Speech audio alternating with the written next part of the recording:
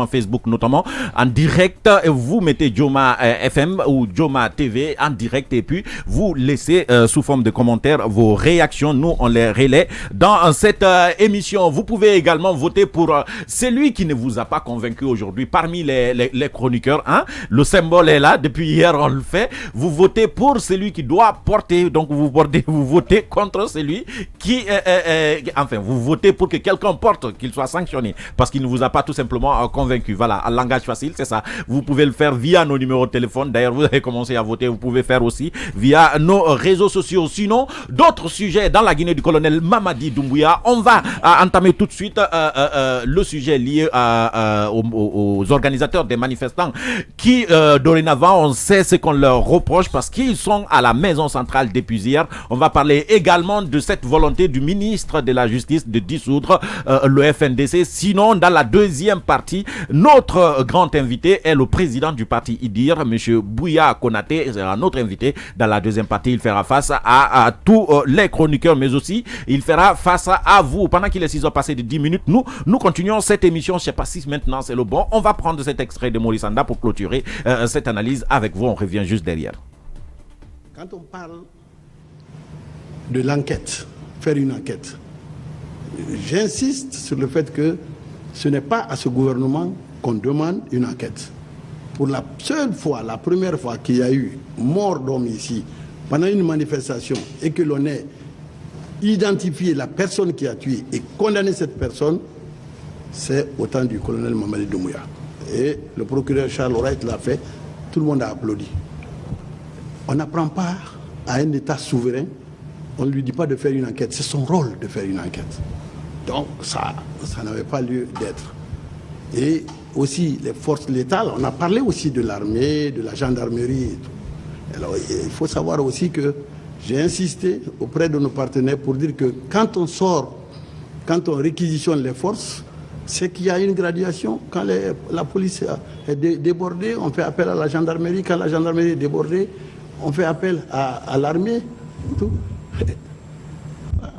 Plusieurs fois, on a vu l'armée dans les aéroports de Paris, de Bruxelles, avec des armes létales dans les aéroports. On les voit. Pourquoi? C'est pas pour tuer, c'est pour protéger les gens. Donc nous aussi, quand nous sortons notre armée, ce n'est pas pour tuer, c'est pour protéger. Voilà ce qu'on veut dire.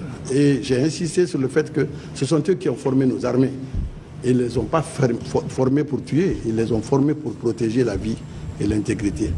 Le ministre des Affaires étrangères, de la coopération internationale, de l'intégration africaine et des Guinéens de l'étranger rappelle les efforts du chef de l'État de conduire une transition apaisée et indique qu'il est du devoir des partenaires de partager cette préoccupation. Nous tous, nous devons travailler à apaiser ce pays. Et nous devons, et le gouvernement, et les partenaires, nous devons tout faire pour ne pas se laisser manipuler. Parce qu'il y a des forces qui manipulent. Et j'ai insisté sur le fait aussi que nous avons des canaux, comme ce matin, habituels de discussion avec nos partenaires, qui sont accrédités auprès du gouvernement.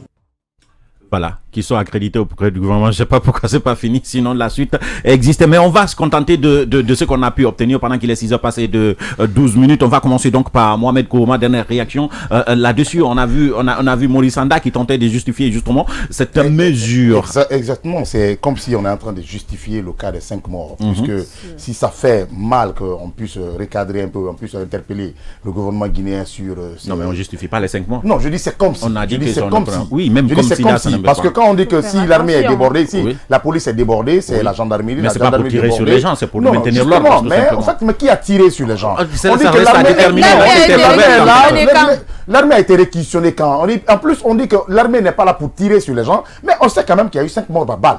Mais on ne sait pas. Qui a tiré alors sur les gens? On parle de 5 morts. 5 morts. Et on ouvre des enquêtes pour ça. Non, mais c'est pourquoi je pose la question. Oui. L'armée a été réquisitionnée. Oui. Et il dit que pour maintenir l'ordre. Et ça, c'est pas la première fois. Il y a eu 5 cas de morts. Oui. Mais alors, ça peut venir de partout. De partout, c'est-à-dire ça peut venir de partout. Qui est-ce qui a des armes à feu?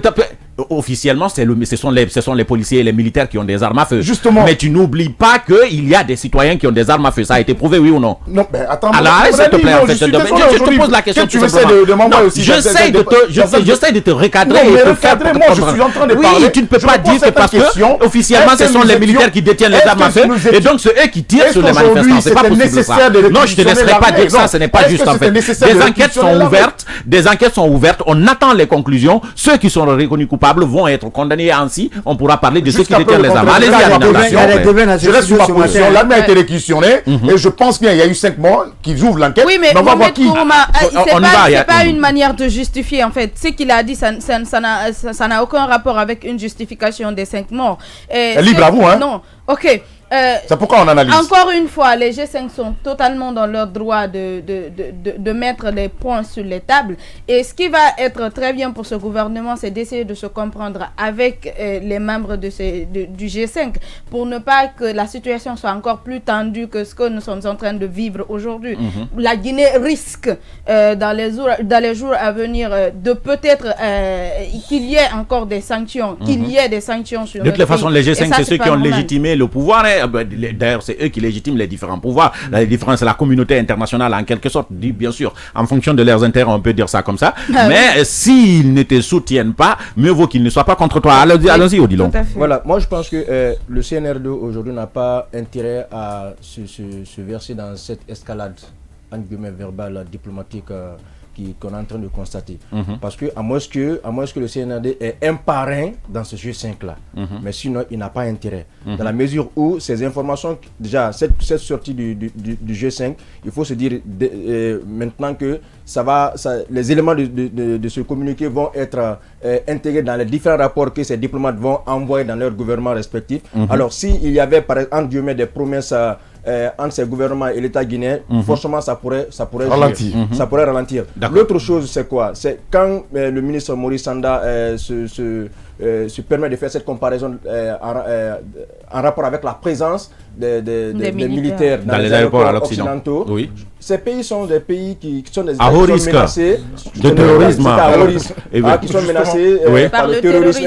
Oui. Je crois que c'est l'élément essentiel. Vous savez, Maurice Sanda, j'ai jamais eu confiance en lui. Explique la honnêtement, je vous ai dit ça. Alors quand je dis ça me rappelle un peu Bouya Konaté qui disait que c'était un mauvais casting pour Maurice Sanda. Troisième et dernière chose.